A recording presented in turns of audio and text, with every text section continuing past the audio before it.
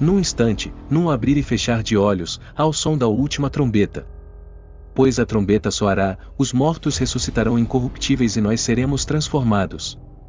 1 Coríntios 15:52. O véu da morte paira sobre a humanidade, surge uma esperança que transcende a sepultura. Nos corações dos crentes, há a certeza de que a morte não é o fim, mas sim o início de uma nova vida. Como afirmado em 1 Coríntios 15:20, mas agora Cristo ressuscitou dos mortos, e foi feito as primícias dos que dormem. Apesar da inevitabilidade da morte, os crentes se apegam à promessa da ressurreição dos mortos. Eles confiam na palavra de Jesus em João 11:25, Eu sou a ressurreição e a vida. Quem crê em mim, ainda que esteja morto, viverá.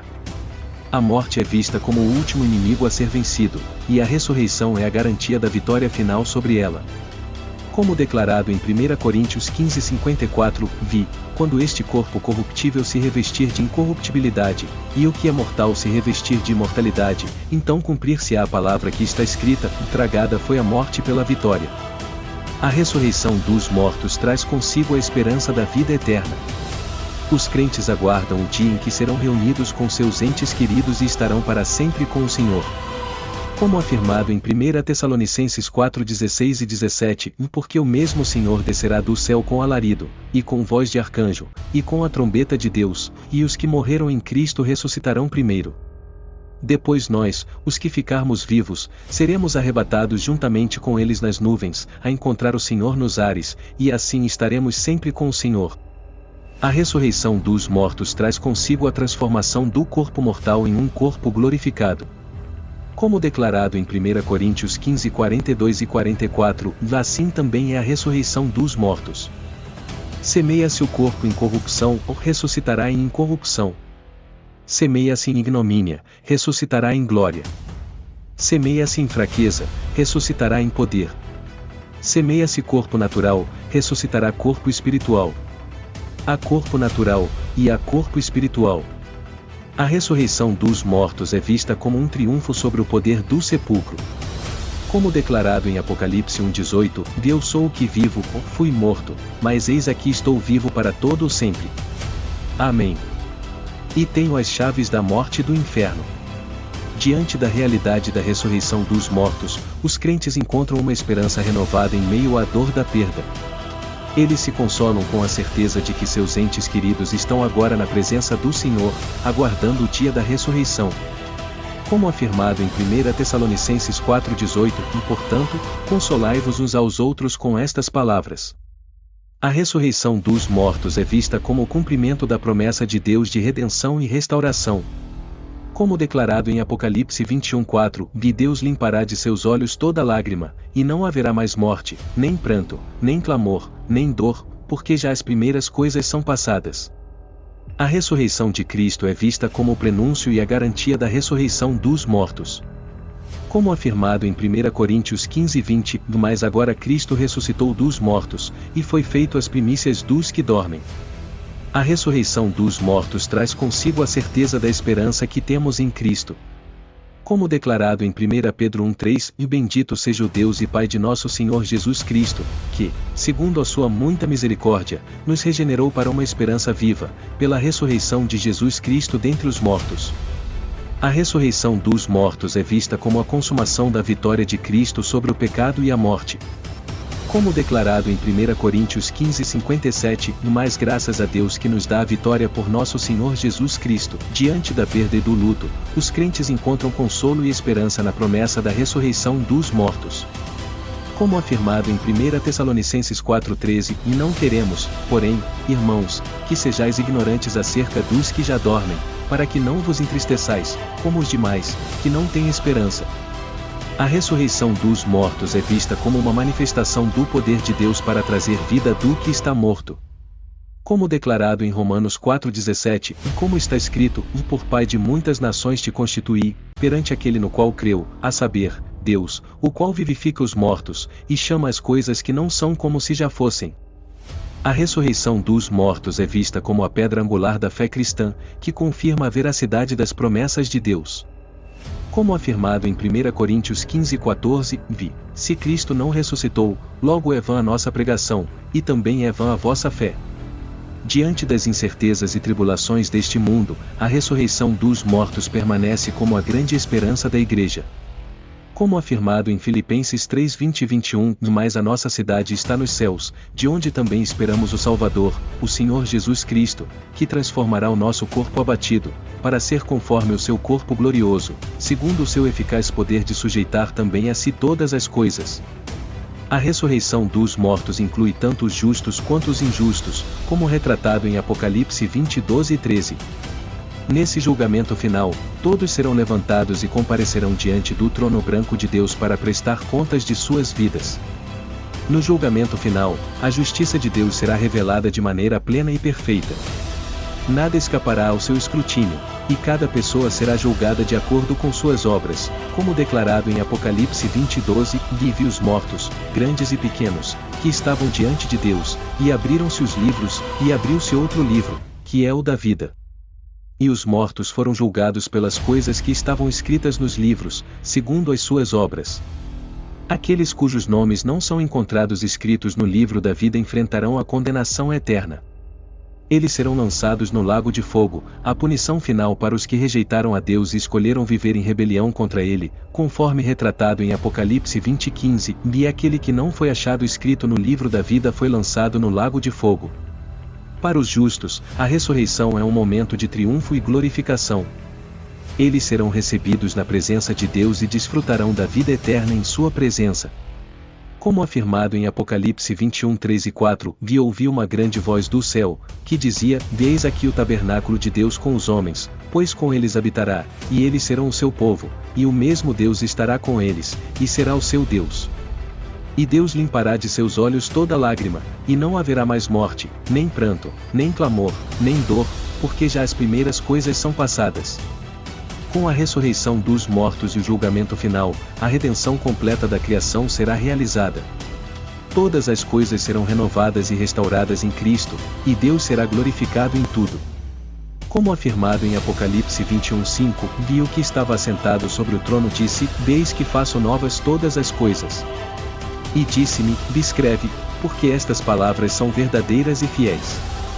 Após o julgamento final, os justos habitarão na Nova Jerusalém, a cidade santa preparada por Deus. Lá, eles desfrutarão da comunhão perfeita com Deus e uns com os outros, como descrito em Apocalipse 21:2, vi eu, João, vi a santa cidade, a Nova Jerusalém, que de Deus descia do céu, adereçada como uma esposa ataviada para o seu marido. Na presença de Deus, os justos participarão da adoração eterna diante do seu trono.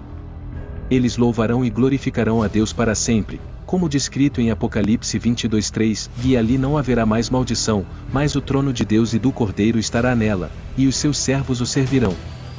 Na Nova Jerusalém, não haverá mais sofrimento, dor ou tristeza. Deus enxugará todas as lágrimas dos olhos de seu povo, e eles viverão em paz e alegria para sempre, como prometido em Apocalipse 21:4, e Deus limpará de seus olhos toda lágrima, e não haverá mais morte, nem pranto, nem clamor, nem dor, porque já as primeiras coisas são passadas. Com a ressurreição dos mortos e o julgamento final, todas as promessas de Deus serão cumpridas. Seu plano de redenção será realizado plenamente, e seu povo desfrutará da plenitude da vida eterna em sua presença. Como afirmado em Apocalipse 21:7, aquele que vencer herdará todas as coisas, e eu serei seu Deus, e ele será meu filho. À medida que o dia do julgamento se aproxima, a humanidade é chamada à reflexão e ao arrependimento. Cada indivíduo é confrontado com suas escolhas e ações ao longo da vida, preparando-se para prestar contas diante do tribunal divino. No grande dia do julgamento, diante do trono branco, cada pessoa comparecerá perante Deus para ser julgada por suas obras. Não haverá escapatória ou ocultação diante da onisciência divina, e cada detalhe da vida de uma pessoa será revelado. Os livros serão abertos, e as obras de cada indivíduo serão examinadas minuciosamente. Nada passará despercebido diante dos olhos de Deus, e cada ação, palavra e pensamento serão levados em consideração no juízo final.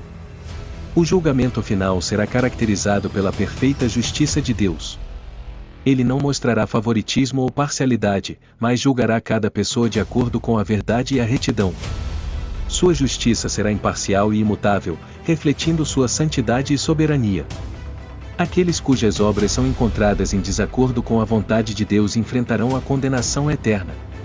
Eles serão separados da presença de Deus e lançados no lago de fogo, onde experimentarão o tormento eterno em completa separação do amor e da graça divina.